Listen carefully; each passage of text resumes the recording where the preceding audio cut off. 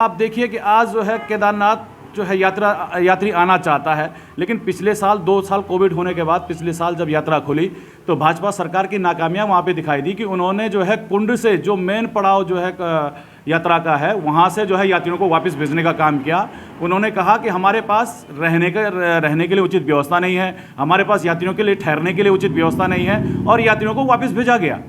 और उसी एवज में आज फिर से पिछले साल से जो है सरकार सबक न लेकर के उल्टा एक और फरमान इस बार उन्होंने फिर से लागू कर दिया कि आप रजिस्ट्रेशन करवाइए और बिना रजिस्ट्रेशन के आप केदारनाथ यात्रा या बद्रीनाथ यात्रा नहीं कर सकते हैं, जो हमारे लिए बहुत ही दुखद है।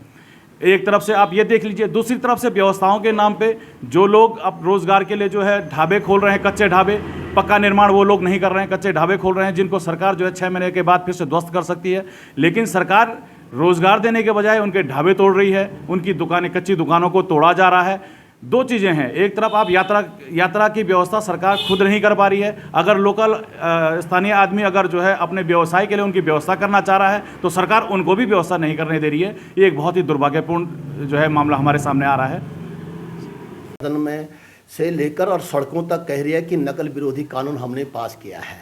ये एक हंसी का एक मजाक टाइप में लग रहा है हमें। आप ये कहिए कि या इससे पहले या तो नकल होती थी, ये सरकार से पूछे जाए या जितने लोगों ने इसमें सर्च किया होगा, उत्तराखंड नकल विरोधी पारित करने वाले आप कौन होते हैं, मुझे ये बताइए। आप बताइए कि उत्तराखंड बोर्ड, यूपी बोर्ड की तर्ज पे उत्तराखंड बोर्ड का अपना एक्ट है। नकल विरोधी जो एक्ट है वो पहले से बना हुआ है और आप दूसरे बिंदु रख रहे हैं कि नकल विरोधी, या इसका मतलब इससे साफ जाहिर होता है कि इससे पहले पूरे उत्तराखंड में नकल ही होती थी और नकल से बच्चे पास होते थे। आप नकल विरोधी अध्यादेश पास नहीं कर रहे हैं, आप बच्चों को डराने का काम कर रहे हैं।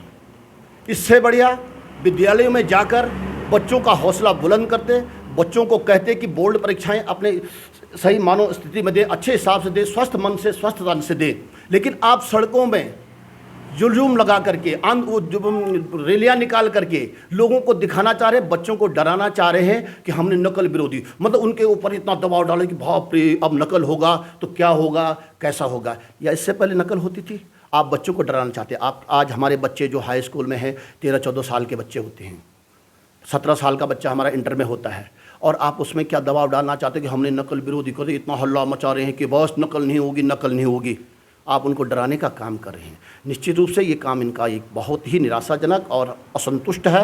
ये बच्चों को डराने का काम कर रहे हैं जबकि इन्होंने बच्चों का हौसला बुलंद करने का काम करना था। रूप से आप सब लोगों को बुलाने का प्रयोजन जो कल उत्तराखंड सरकार ने गैरसैंण में ग्रीष्मकालीन राजधानी के अंदर इस राज्य के बजट को पास किया है। लगभग 77,000 करोड़ रुपए का इन्होंने बजट पास किया है। जो विगत बजट, जो पिछले वर्ष का बजट है, उसको उसके अनुमान में 18% बढ़ाकर ये बजट इन्होंने पास किया है। इस पर हमारा कहना है कि जो सरकार की बजट में प्लान रिपोर्ट ने जो अपनी उत्तराखंड प्लान आयोग है उसने अपना रिपोर्ट दिया है जो कि 6,000 गांव ऐसे हैं जहां आज सड़क नहीं है, और इसी रिपोर्ट में इन्होंने कहा है कि 24 घंटे में 230 लोग पर्वतीय इलाकों से पलायन करके मैदानी क्षेत्रों में चले जाते हैं।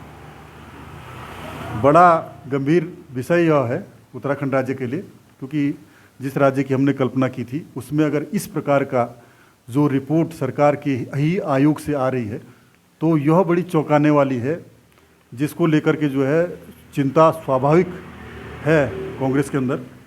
दूसरा, राज्य की आमदनी 35,000 करोड़ से ज़्यादा नहीं है और बजट 77,000 करोड़ के लगभग सरकार ने रखा है। ऐसे में यह भी है कि यह घाटा जो इतना होगा राज्य को, कैसे सरकार इस घाटे को पाटेगी। उस योजना को सरकार ने अभी जो है कहीं भी बजट पास होने के बाद जनता के बीच नहीं रखा कि हमारी आमदनी तो राज्य की 35,000 करोड़ है और बजट हमारा 77,000 करोड़ है। लगभग 80,000 करोड़ के कर्ज के तले इस समय उत्तराखंड राज्य चल रहा है। 80,000 करोड़ रुपये का जो है कर्जा हमारे जो है राज्यवासियों पर है। इसके साथ ही एक तरफ राज्य सरकार कहती है कि उत्तराखंड में हमारा जो राज्य है पर्यटन को बहुत आगे हम बढ़ाने की बात करते हैं, लेकिन दूसरी ओर इन्होंने इस बजट में 302 करोड़ रुपये पर्यटन के क्षेत्र के लिए आवंटित किया है, पर्यटन सेक्टर में आवंटित किया है। इसमें लगभग 60 करोड़ रुपये तो इन्होंने जो है गड्ढों को भरने के लिए रखा गया। अब हम ये कह रहे हैं ये कौन से पर्यटन वाले कौन से गड्ढे उत्तराखंड के अंदर भरने जा रहे हैं जो 60 करोड़ रुपये में ये गड्ढे भरेंगे इस राज्य के हैं? कहाँ पर्यटन जो है मुख्य हमारी रीढ़ है, आपने उसको इतना कमतर आंक लिया राज्य में। दूसरा, जो चारधाम यात्रा है हमारी उत्तराखंड की, इसके लिए इन्होंने जो है 10 करोड़ रुपये सिर्फ बजट जो है उसमें प्रावधान में रखा कि 10 करोड़ रुपये जो है चारधाम के लिए जो है रख रखाव के लिए जो भी है आवंटित करेंगे। लेकिन मैं पूछना चाहता हूँ सरकार से कि इतना बड़ा जो चारधाम आर्थिकी है पूरे गढ़वाल क्षेत्र का, जहाँ देश विदेश से और करोड़ों श्रद्धालु जो है इन चारों धामों की यात्रा पे आते हैं, आपने इतना कम कैसे उसको आंक लिया है, यह भी हमारी समझ से परे है। दूसरा, सड़कों की स्थिति इस समय ग्रामीण क्षेत्रों में बहुत दयनीय है और सरकार खोखले दावे कर रही है। मैं कल देख रहा था कि लोक निर्माण मंत्री जी कह रहे थे कि हम ऐसा ऐप बनाने जा रहे हैं कि जिसपे लोग पता नहीं क्या क्या जो है अपना बातों को रखेंगे। और सरकार ने इतने झूठे दावे किए, इतने खोखले वादे किए कि इन्होंने कहा हम प्रदेश को गड्ढा मुक्त सड़कें देंगे। लेकिन आज ग्रामीण क्षेत्रों में सड़कों की स्थिति ये है कि लोग जो है उन गड्ढों के कारण इतने परेशान है कि जहाँ जहाँ देखो हादसे जो है हो रहे गाँव ग्रामीण क्षेत्रों में बहुत सारे सड़क हादसे हो रहे हैं। कहीं परिवहन विभाग इनका जो है एक्टिवेट नहीं दिखता हमको। और अब मैं देख रहा था कुछ दिन 1-2 दिन में लोगों ने हमसे ये भी जो है बात रखी अपनी कि इस समय जो है चारधाम यात्रा मार्ग पर जो बेरोज़गार लोग हैं, जो युवा लोग हैं, जो ढाबे चलाने वाले लोग हैं, प्रशासन उनको अतिक्रमण के नाम पे परेशान करने जा रहा है। और वो जहाँ पे अपना छोटा मोटा रोजगार खोलने की बात कर रहे हैं, प्रशासन सीधे उनको जो है अतिक्रमण के नाम पे उनको तोड़ने जा रहा है। लेकिन हम ये कहना चाह रहे हैं कि सरकार एक तरफ तो कह रही है कि हम जो है राज्य में लोगों को रोज़गार देंगे, हम राज्य में लोगों की स्थिति को मजबूत करेंगे, और जब ये चारधाम यात्रा हमारे सिर पे आ रही है और युवा बेरोजगार जो है, गरीब आदमी ठेली डंडी कंडी वाला अपना जो है वहाँ रोज़गार खड़ा करने की कोशिश कर रहा है, आप जा करके उसको जो है एकदम उखाड़ फेंकने की बात कर रहे हो, तो ये विपरीत तरह की जो है जो सरकार की कार्य प्रणाली है ये हमारी समझ से बाहर है।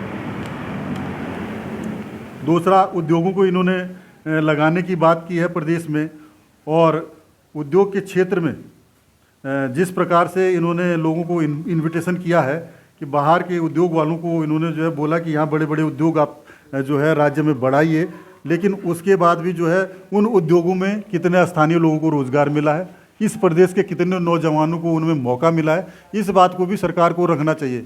अगर यहाँ के लोगों को मौका मिलता तो शायद ये पलायन जो है उत्तराखंड से भी आज जो है यहाँ से देहरादून और देहरादून से दिल्ली और बम्बई पलायन कर रहे लोग, तो इस पर भी जो है हमारी कड़ी और आपत्ति है, इस पर हम विरोध करते हैं। जो पेश कर रही है ये उत्तराखंड के लोगों के साथ एक भद्दा मजाक सरकार करने जा रही है। हमारे उत्तराखंड की जो इनकम है, आय है, वो 35,000 करोड़ के आसपास है, और बजट जो इस समय पेश हो रहा है वो 76,000 करोड़ के आसपास है। हमारी सरकार उत्तराखंड आज भी जो है सिर्फ ब्याज ही ब्याज 600 करोड़ रुपए जो है एक भर रही है, और आने वाले समय में जो ये बजट से जो वर्डन हमारे उत्तराखंड पे पड़ेगा उसका लगभग हमें जो है 10,000 करोड़ जो है ब्याज जो है उसका देना पड़ेगा।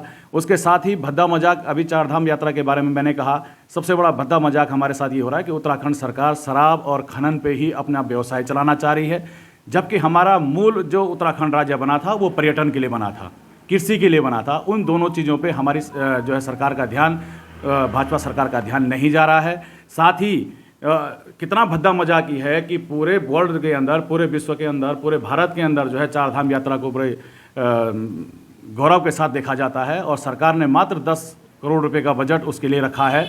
और अब व्यवस्थाएं हमारे सामने आने वाली हैं, उन चीज़ों के लिए मैं क्योंकि रुद्रप्रयाग से जो है कांग्रेस का जिला अध्यक्ष हूँ, इस नाते मैं सरकार को चेताना चाहता हूँ कि जैसे पिछली बार कई यात्रियों की जो है रास्ते में मौतें हुई हैं, केदारनाथ में मौतें हुई हैं, और कई घोड़े खच्चर कि मौत के कारण वहाँ पे बीमारी फैली है। सरकार का ध्यान उस तरफ नहीं है। 10 करोड़ रुपए से आप चार धाम योजना को नहीं चला सकते हैं। इसके बजट के लिए सरकार को पुनर्विचार करना चाहिए और इस बजट को बढ़ा करके 4 धाम यात्रा को सुचारू रूप से चलाना चाहिए।